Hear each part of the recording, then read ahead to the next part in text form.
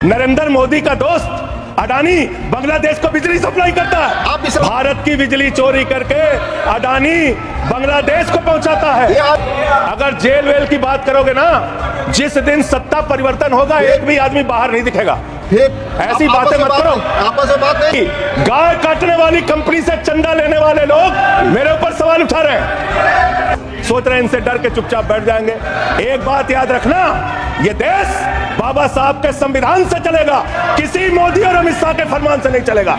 याद रखना इसको। प्रभु श्री राम है, आपने उनके लिए गाना बना दिया। जो राम को लाए हैं हम उनको लाएंगे। बताइए आप, यहाँ पर बैठा हुआ कोई व्यक्ति क्या इस हैसियत में है कि वो राम को ला सकता है? नहीं, भगवान श्री राम हम सबको लेके आए हैं। भगवान इंसान को लेके आता है, कोई इंसान भगवान को नहीं ला सकता। कि तुम्हारी पोल पट्टी खोलने लग जाए तो क्या हो, तुम्हारी पोल पट्टी खोलने लग जाए तो क्या हो, अगर मंदिर की मूर्त बोलने लग जाए तो क्या हो, बताओ ब्रह्म बेला में जहां तुम पाप धोते हो वही सरयू का पानी खौलने लग जाए तो क्या। अयोध्या हारे आप। जहां जहां से प्रभु श्री राम गुजरे थे वो सारी सीटें आप लोग हार गए। 1925 की संस्थाएं 100 साल हो गए, 100 साल पुरानी संस्थाएं, वहां से निकले आप। 100 साल हो गया लेकिन दिमाग अभी भी बच्चों का, अभी बच्चों की तरह खेल रहे हैं। भ्रष्टाचारी को नहीं छोड़ूंगा, ये मोदी की गारंटी है। सारे भ्रष्टाचारियों को बीजेपी में शामिल करूंगा, ये प्रधानमंत्री की गारंटी है। ये गारंटी है आपकी। चंदा दो धंधा लो स्कीम मत चलाइए। इलेक्टोरल बॉन्ड में आपका पर्दाफाश हो चुका है। 3,02,000 करोड़ रुपए के ठेके अलग अलग कंपनियों को दिए गए, जिनसे इलेक्टोरल बॉन्ड के नाम पे पैसा लिया गया। इसकी जांच होनी चाहिए। हम आ भी भरते हैं तो हो जाते हैं बदनाम, और वो कत्ल भी करते हैं तो चर्चा नहीं होता। आप लोग सबको गालियां देने लगते हैं। लोकतंत्र में अच्छी चीज नहीं माने। कभी मुसलमानों को गाली दो, कभी सिखों को गाली दो, कभी ईसाइयों को गाली दो। भारत के प्रधानमंत्री महंगाई पे बात नहीं करते महोदया, बेरोजगारी पे बात नहीं करते महोदया, किसानी पे बात नहीं करते। इस देश के अंदर अग्निवीर योजना के कारण भारत की सीमा को कमजोर करने का आपने काम किया, उस पर बात नहीं करते। भारत के प्रधानमंत्री बड़े अफसोस के साथ कहना पड़ रहा है, कभी मुगल पे बात करते हैं, कभी मटन पे बात करते हैं, कभी मदरसा पे बात करते हैं, कभी मछली पे बात करते हैं, और हद तो तब हो गई जब देश के प्रधानमंत्री मुजरा जैसे शब्द का इस्तेमाल करते हैं। शर्म आती है। दुनिया के सबसे बड़े लोकतंत्र के प्रधानमंत्री ऐसी भाषा का इस्तेमाल कर रहे हैं। इस चुनाव के अंदर हमने देखा विपक्ष के नेताओं को पकड़ पकड़ के कैसे जेल में डाला गया। ईडी का, सीबीआई का, जांच एजेंसियों का दुरुपयोग करके राज्यों के मुख्यमंत्री को जेल में डाला गया, मंत्रियों को जेल में डाला गया। इस चुनाव में हमने देखा हमारे दिल्ली के मुख्यमंत्री अरविंद केजरीवाल, उनको चुनाव से पहले जबरदस्ती पकड़ के जेल में डाल दिया गया महोदया।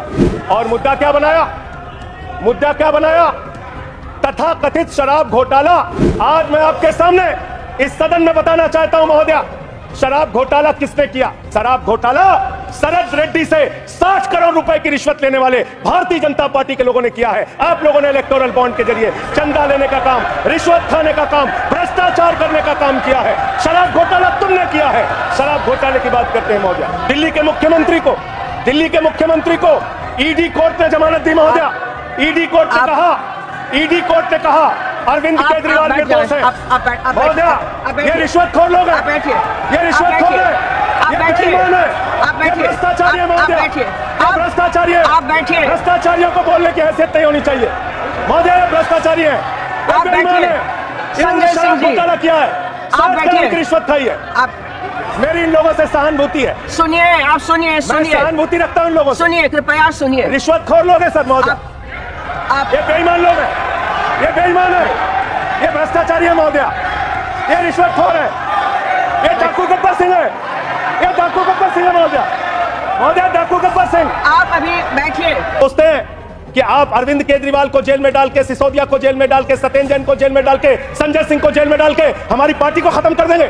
ये होने वाला नहीं है, ये कतई होने वाला नहीं है। याद रखना, इस शरीर के 100 टुकड़े भी कर देंगे आप तो आपके सामने झुकने वाले नहीं है। आपसे लड़ेंगे और जीतेंगे। आप डालिए, उत्पीड़न कीजिए जितना करना चाहते हैं आप कीजिए उत्पीड़न। 6 महीने जेल में रखा आपने सोचा आपके सामने नतमस्तक हो जाएंगे। इस मां भारती ने बहुत सारे बेटे ऐसे पैदा किए हैं जो आपके सामने कभी सर नहीं झुकाएंगे, आपसे लड़ने के लिए तैयार रहेंगे।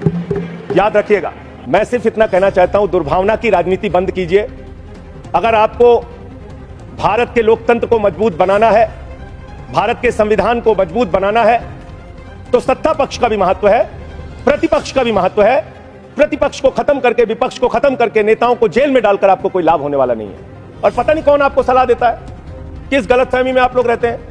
मैं आपके लिए भी कह रहा हूं और इधर जो बैठे हैं उनके लिए भी कह रहा हूं, जब जो पार्टी सत्ता में रहेगी, अगर विपक्ष के लोगों को जेल में डालेगी, उस पार्टी का सत्यानाश होगा। अपने नेताओं को बता देना।